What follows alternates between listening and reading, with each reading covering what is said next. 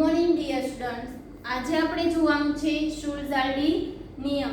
શુલ્ઝાલ્ડી નિયમ છે એને બીજું કહેવામાં આવે છે ઉણિત કરતા આયન અથવા અવક્ષેપણ કરતા આયન. હવે એની અંદર વાત કરીએ શુલ્ઝાલ્ડી નિયમ જોતા પહેલા આપણે વાત કરીએ કે પેપ્ટીકરણ. પેપ્ટીકરણ છે એ કોને કહેવામાં આવે છે? તો પેપ્ટીકરણ આપણે વાત કરી કે તાજા બનાવેલા અવક્ષેપને વિદ્યુત વિભાજનની મદદથી, આ અવક્ષેપ છે તાજા બનાવેલા અવક્ષેપને વિદ્યુત વિભાજનની મદદથી કલિલમય દ્રાવણમાં રૂપાંતરિત કરવાની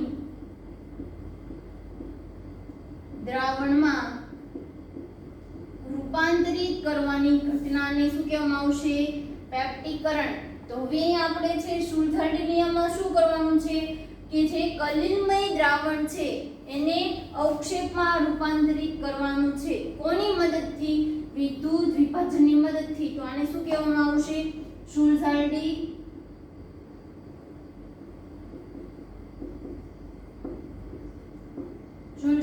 નિયમ છે એ કહેવામાં આવે છે. હવે એની અંદર આપણે વાત કરીએ તો શુલ્ઝાલ્ડી નિયમ તો આપણે શું કહી શકીએ? પેપ્ટીકરણની વિરોધી પ્રક્રિયા છે. તો હવે આપણે લખીએ શુલ્ઝાલ્ડી નિયમ પેપ્ટીકરણની વિરોધી પ્રક્રિયા છે. ત્યારબાદ આપણે વાત કરીએ કે શુલ્ઝાલ્ડી નિયમ એટલે ઉણિત કરતા આયન.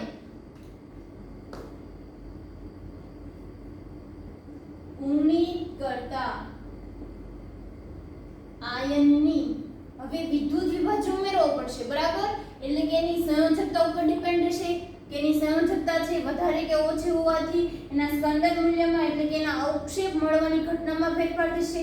તો હવે આપણે વાત કરીએ કે ઉણિત કરતા આયનની સંયોજકતા જેટલી વધારે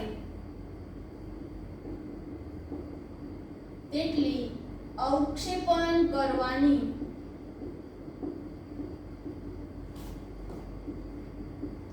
શક્તિ વધારે. તો આપણે મારે શોર્ટમાં લખવું હોય, બરાબર, ટૂંકમાં લખવું હોય તો આ રીતે લખી શકું કે સંયોજકતા ચલે છે અવક્ષેપણ કરવાની શક્તિ. હવે અહીંયા ઉણિત કરતા આયન છે ને બીજું કે અવક્ષેપણ કરતા આયન તરીકે પણ ઓળખવામાં આવે છે. મોસ્ટ ઓફ છે તમને અવક્ષેપણ કરતા આયન છે ઈ વર્ડ વાપરેલો હોય છે. ત્યારબાદ હવે વાત કરીએ કે સંયોજકતા ચલે છે અવક્ષેપણ કરવાની શક્તિ. હવે હું એની અંદર વાત કરીએ કે ઋણવીજભારિત સોલના સ્કંદન માટે જરૂરી વિદ્યુત વિભાજનનું મૂલ્ય.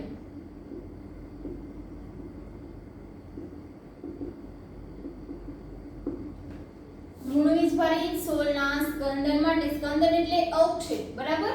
અવક્ષેપ માટે જરૂરી વિદ્યુત વિભાજનનું મૂલ્ય. તો ઋણવીજભારિત સોલ છે તો એના સ્કંદન માટે આપણે શું કયો સોલ વાપરવો પડે? તો ધનવીજભારિત સોલ જ્યારે હું વાપરું ત્યારે તો આપણને અવક્ષેપ મળશે. તો હવે અહીં આપણે વાત કરીએ કે એના ધનવીજભારિત સોલ છે હું લખું કે અંદર Al3+ Ba2+ Na+. અહીંયા મેં બધા છે ધનવીજભારિત સોલ લીધા છે. તો હવે આનો ક્રમ કયો થશે? ઋણવીજભારિત સોલના સ્કંદન માટે તો અહીંયા શું થયું? સંયોજકતા જેટલી વધારે એટલે અવક્ષેપ કરવાની શક્તિ વધારે. તો અહીંયા શું થશે? આ રીતે થશે. હવે હું વાત કરું કે ધનવીજભારિત સોલના સ્કંદન માટે જરૂરી વિદ્યુત વિભાજનનું મૂલ્ય.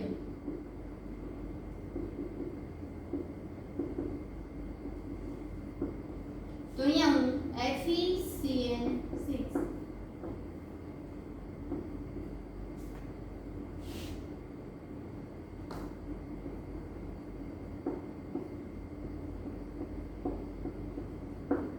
આ છે તમે ધનવીજભારિત સોલના સ્કંદન માટે તમને કેવું આપ્યું છે? ઋણવીજભારિત સોલ આપ્યો છે. તો ઋણવીજભારિત સોલ આપ્યો છે તો એનું આપણે જોઈએ તો સ્કંદન મૂલ્ય બરાબર શેમાં ઝડપથી છે અવક્ષેપ મળી જશે તો ધનવીજ ભારિત માટે સંયોજકતા જેની વધારે એનું શું થશે ઝડપથી છે તમને અવક્ષેપ મળી જશે। હવે તમને એક વાત આ બધું છે એમસીક્યુ માં છે વધારે પૂછાઈ શકે છે। હવે વાત કરીએ આપણે કે સ્કંદન મૂલ્ય છે એ કોને કહેવામાં આવે છે બરાબર તો એ તમારે આપના એમસીક્યુ માટે યાદ રાખવાનું છે। તો બીજું કે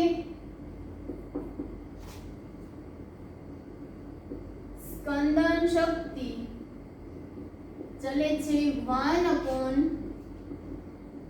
સ્કંદન મૂલ્ય સ્કંદન શક્તિ ચલે છે 1 સ્કંદન મૂલ્ય। હવે આપણે વાત કરીએ તો સ્કંદન મૂલ્ય કોને કહેવામાં આવે છે તો સ્કંદન મૂલ્ય છે ધારો કે છે આપણે હંમેશા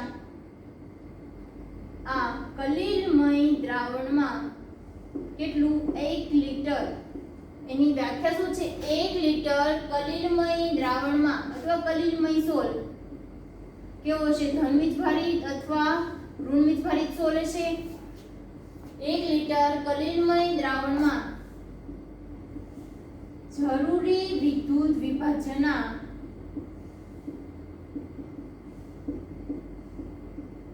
મિલીમોલને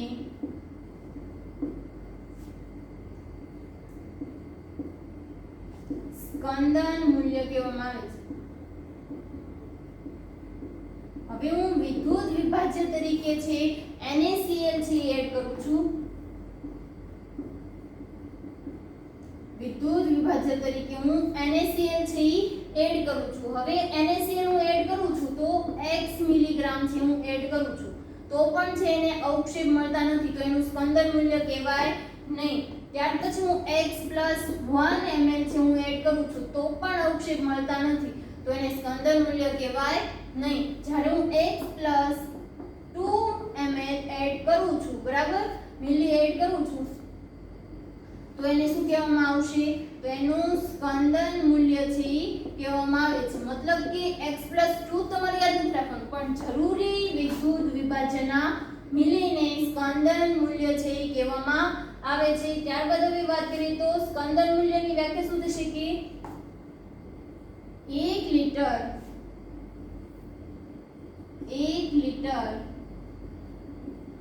કલીલમય દ્રાવણમાં જરૂરી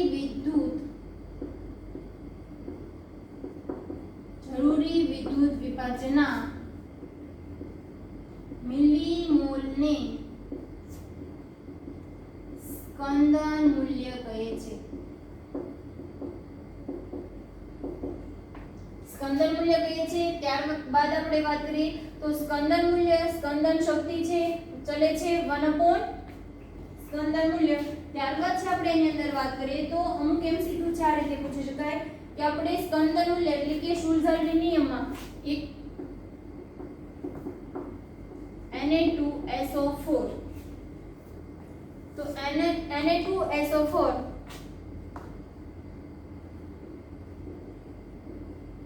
નીચેનામાંથી કોની સાથે પ્રક્રિયા કરીને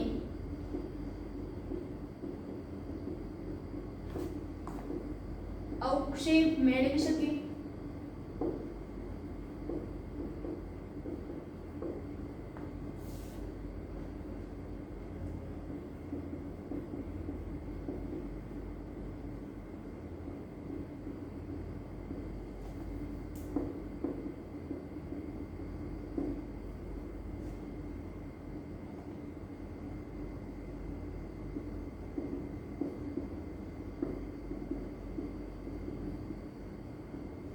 આ રીતે તમને ઓપ્શન આપેલા હોય અથવા છે તમને અલગ અલગ રીતે ઓપ્શન આપેલા હોય તો અહીંયા આપણે શું છે કે Na2SO4 છે તો એની આપણે સ્કંદન માટે અવક્ષેપ મેળવવા માટે એની અંદર વિદ્યુત વિભાજન ઉમેરવું પડે તો અહીંયા શું છે સોડિયમ પર કેવો વીજભાર હશે પ્લસ વીજભાર હશે અને SO4 -2 વીજભાર હશે તો અહીંયા આપણે વાત કરીએ તો Fe માં છે બરાબર તો Fe માં શું હશે Fe માં +2 અથવા +3 વીજભાર હશે બરાબર। પછી આપણે જોઈએ તો અહીંયા સલ્ફર છે તો અહીંયા S-2 તો હવે આપણે જોઈએ તો આપણે FeOH3 છે એટલે કે ફેરિક હાઇડ્રોક્સાઇડ છે તો એનું આપણે છે એનાથી પણ સ્કંદન થઈ શકે કારણ કે શું છે અહીંયા ધન વીજભારિત છે અહીંયા ઋણ વીજભારિત છે અને આ ધન વીજભારિત છે તો પણ સ્કંદન થઈ શકે અને અહીંયા આપણે વાત કરીએ તો ધન વીજભારિત છે અને અહીંયા ઋણ વીજભારિત એટલે આ રીતે ઓપ્શન આપેલા હોય તો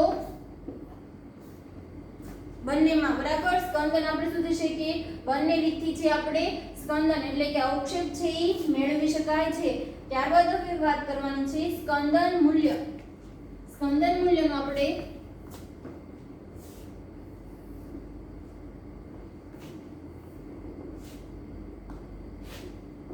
સ્કંદન મૂલ્ય હવે વ્યાખ્યા છે એને આપણે આ રીતે પણ લખી શકાય જરૂરી વિદ્યુત મિલીમોલ અને કદ મીટરમાં બરાબર એટલે કે અહીંયા શું છે કલિલમય દ્રાવણનું કદ હવે આપણે વાત કરવાની છે કે સ્કંદન મૂલ્ય છે હવે તમને આ રીતે ન્યુમેરિકલ આપેલો હોય કે 500 મિલી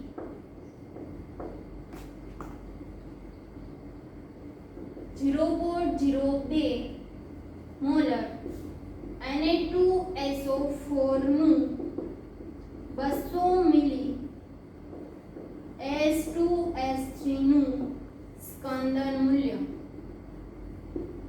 તો પહેલા આપણે સવાલ જ સમજી લઈએ કે આપણે એનું સ્કંદન મૂલ્ય ગોતવું છે તો સ્કંદન મૂલ્યની વ્યાખ્યા શું છે કે એની અંદર છે આપણે વિદ્યુત વિભાજ્ય જરૂરી વિદ્યુત વિભાજ્ય એડ કરીએ તો તે આપણે અવક્ષેપ છે એ મેળવી શકીએ બરાબર તો અહીંયા શું કીધું છે કે આપણને સ્કંદન મૂલ્ય મેળવવાનું છે તો એની અંદર વિદ્યુત વિભાજ્ય ઉમેરવું પડશે તો હવે વિદ્યુત વિભાજ્ય કોણ થયું S2S3 નું તો આપણે સ્કંદન મૂલ્ય મેળવવાનું છે તો વિદ્યુત વિભાજ્ય Na2SO4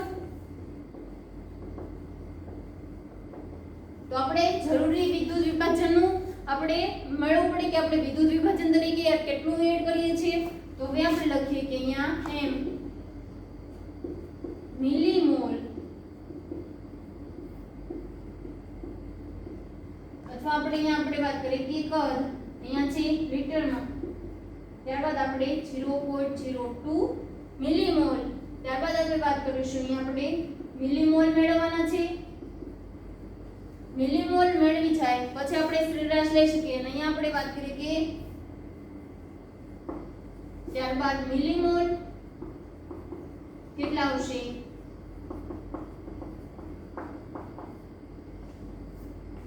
10 આવશે હવે આપણે જોઈએ તો કેટલું છે 200 મિલી S2S3 ની સામે આપણને કેટલા મળે છે 10 મિલીમોલ એટલે કે શું કરશે 200 મિલી S2S3 નું સ્કંદન મૂલ્ય એટલે અવક્ષેપ મેળવવા માટે 10 ગ્રામ વિદ્યુત વિભાજ્ય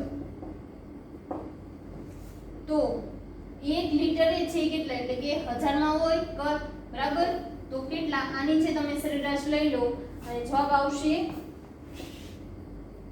50 ત્યારબાદ હવે વાત કરીએ કે અહીંયા બીજું કે એમસીક્યુ માં છે તમને પૂછાઈ શકે કે આનો સ્કંદન મૂલ્યનો એકમ છે કયો છે તો સ્કંદન મૂલ્યનો એકમ છે તમારે જોવાનો છે કે